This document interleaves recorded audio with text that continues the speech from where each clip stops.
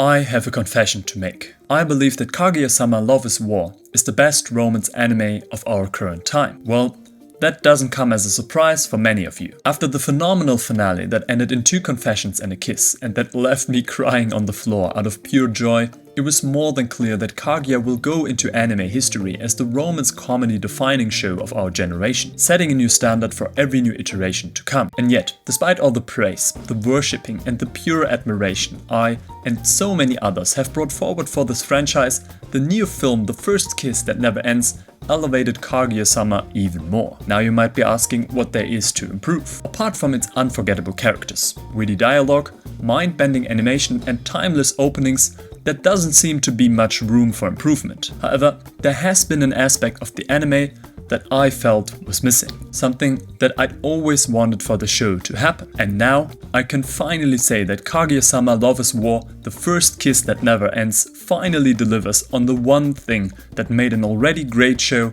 an unforgettable one. But one after the other. Not having read the manga by Akasa, I had multiple questions going into the film. Are they now officially dating? Will she go to Stanford with him? And most importantly, what about Ishigami and Tsubame? Okay, maybe that's not the first thing that came into my mind. Knowing that the manga has 281 chapters, yet the ending of season 3 feeling like the climax of the show, the most prominent question that was running through my head was, what now? The war of the roses between our 2 favorite tsunderes seemed to be over, or not. Now that both of them know about their feelings for each other, the film explores the aftermath of their confessions. The rules of war have changed, but the war between Miyuki and Kaguya has just gone into another round. Only this time, it is different. Now that they are honest about each other, they fear that the other will not accept their true self. Which brings me to the things that I didn't know I'd want, but I'm glad that I got them. Chibi Kaguya is here, and it is here to stay. But if you think that the cute one will impress you, there's another version that will haunt you in your dreams. Only a handful of things are as cold as Ice Kaguya. The coldest city on Earth, Yakutia, for example. Or a blizzard from Articuno. But not even Elsa could stand a chance against that much ice.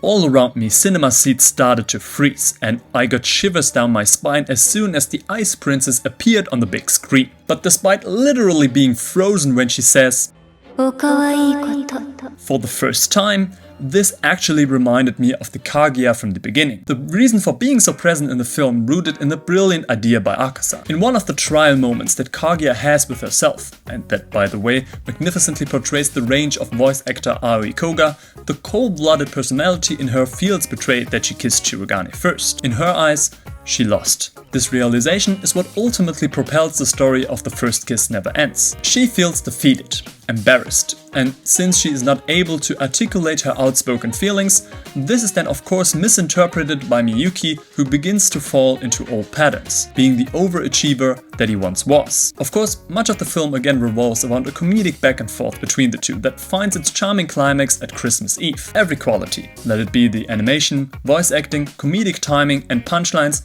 you will also find in this movie. The First Kiss That Never Ends feels like an extension, a logical consequence after the climax of 2 confessions. However, despite its prior seasons, this is clearly a Shirogane Kaguya film. As much as I love Ishigami's cynical anecdotes, Miko's desperate attempt to impose unreasonable regulations on students, and chika, I don't think that there's anything to add here, the film focuses on the elite couple that has to find out how to deal with their newfound feelings. And ultimately, this is what brings me to my statement from the beginning. I said that I was missing something, that there was an aspect of the show that the film now touched upon. I believe that the film finally delivered on one of the show's most important points.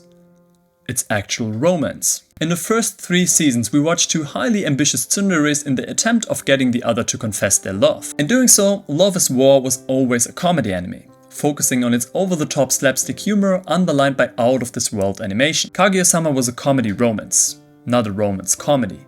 However, that seems to have changed with the film. I never had any doubts that both Shirogane's and Kaguya's feelings were real for each other. Their love felt real, but since this was mostly a comedy anime, not realistic. Kaguya's coldness, similar to Shirogane's feelings of not achieving too much, of not being good enough for her, are deeply rooted in their past lives. Kaguya's natural distance she inherits comes from a family that has always been preaching to look down on others, be the superior and never let anybody change that. On the flip side, Shirogane never had the financial abilities of Kaguya, knowing that he had to work extra hard for everything he wants to achieve in life. History has made them who they are, and now that they have to drop their masks, this feels scary, uncomfortable, risky even. Kaguya's childhood has taught her to be ice cold, to look down on anybody who's not good enough. She had to be perfect and abandon everything and everybody that wasn't, which ultimately made her lonely. So of course, the old Kaguya has issues opening up to Shirogane, believing that he would not accept her. The film has some heartbreaking moments that realistically depict her inner struggles. But what I found even harder to watch was to see Shirogane working himself to complete exhaustion. He feels unworthy, believing that only if he is on top of his game, Kaguya would accept him, leaving him with self-loathing feelings and self-destructive behavior. Both of this is equally hard to watch, since Shirogane and Kaguya are afraid that by opening up, the other will reject them. Yet, this is what makes their love all the more realistic. If you have ever loved someone or have been in a relationship, chances are that there was a moment in which you were scared what your partner would think of you, that there is a side of yourself that you are afraid to share with someone, in fear they would not accept it. You fight against it, you hide it, ignore it, but deep inside you know that this part will never leave you, and that there will be a time where you have to face the reality of confronting your significant other with it. Going into the film, I thought that exposing their feelings was now simplifying things. I imagined that they would fall deeper in love, go to Stanford together and live happy ever after. So now that I've seen the film, I'm more than glad that they didn't take this route. Finally coming together after such a long time creates hurdles that they have not thought about in the past. And it's my biggest praise for the film that it not only captures this new situation perfectly, but makes it as entertaining as possible. Love means continuous work. Everybody who has been in a relationship will know that. And the film is able to capture that perfectly. That although their feelings are real for each other, that doesn't mean that their problems are solved. Of course, I'm always happy to hear a new Kaguya song from Masayuki Suzuki.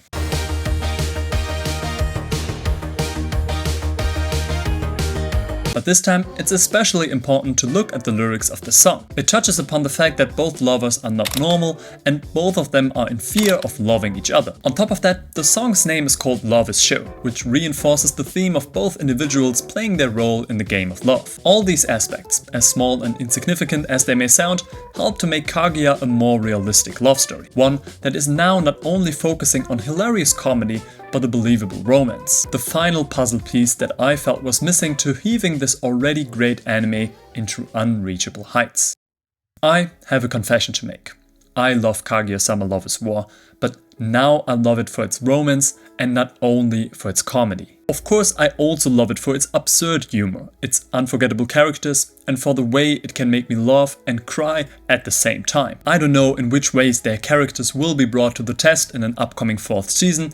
That will surely come, although not announced yet. But no matter how the war between those two will continue, I couldn't be happier about this development. The First Kiss That Never Ends paused the comedic take on love. Love that is a battle that you could win, and fulfilled what Season 3 promised to be. Ultra romantic. There are only a handful of shows that are able to tell a believable love story while bring me to love. And now I can finally say that the new Kaguya Sama film was an amazing Valentine's Day gift. For its comedy, but mostly for its romance. Have you seen the new Kaguya Sama film? And if so, have you seen it in theaters? I would really like to know about your cinema experience, so please write it down in the comments. It is my deepest wish to share my passion for anime and manga with this world, so if you like this video and subscribe to the channel, you can help me get closer to that goal. Thank you. Tomo-chan is a Girl is another romance show that I actually really like and that has a really interesting adaptation, so if you want to know more about that, you can check it out over here. My name is Leon, thank you so much for watching, and I hope to see you guys in the next one. Bye bye.